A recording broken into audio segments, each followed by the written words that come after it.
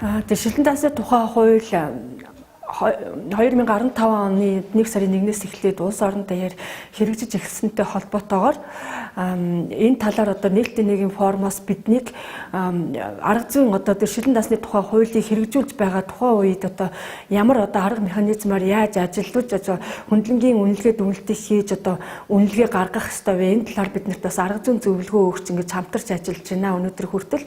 Тэгээд 15-аас 16, 16-аас 17 оны хугацаанд бид нэр Төв аймаг дээр аймгийн засаг дарга буюу төсвийн ерөнхийлөн захирагч ийм одоо зүгээс хийж байгаа үйл ажиллагаа болон төсвийн ил тод байдлыг нээлттэй байлгаж байгаа байдал дээр бид нэр ингээд судалгаа шинжилгээ хийж нэгдсэн улсын хэмжээнд одоо дүгнэлтээ гаргах үйл ажиллагаанд ажил олгогч эзэдийн холбооны зүгээс бид нэр хамтран ажилласан байгаа. Төсвийн ерөнхийлөн захирагчийн зүгээс одоо сум орон нутаг болон бүх төсвийн байгууллагуудын дунд шилэн дансны одоо иж бүрэн одоо хөтлөх энэ одоо захирамжийг одоо гаргаж одоо энэ захирамжийн дагуу бүтэн сарын аяныг бол 2017 оны 4 сараас эхлээд 5 сарыг дуустал хугацаанд бол хийж байсан. Тэгээ энэ ажлын хугацаанд бол нэлээд олон ажлууд хийгдсэн байдаг. Тэгээд энэ хийгдэж байгаа ажлуудаас бид нэр ингээд тухайн үед нь манайх мониторинг хийж байсан учраас бас давхар яг ямар үйл ажиллагаа яаж явагдаж байгаа талаар бид нар бас шинжилж үзсэн байгаа. Тэгэхээр энэ дээр болохоор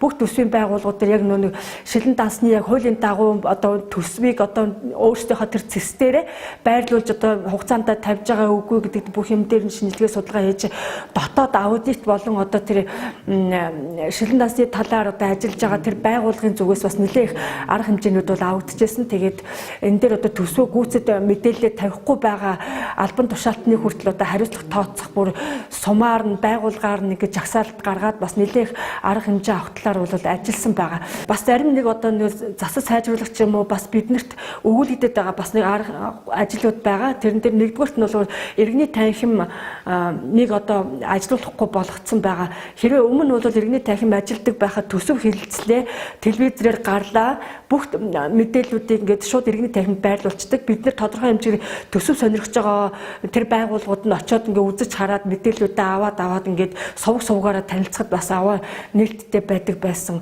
Тэгээ энэ удаа бол одоо сүүлийн 2 жилээр иргэний танхим ажиллахгүй байгаа учраас бид нар мэдээлэл бол гүйцэд авахд заавал иргэдийн хурал дээр очиж ажлын албанаас нь тэр талын төсвийн мэдээллийг авмаар байна гэж ажил авдаг.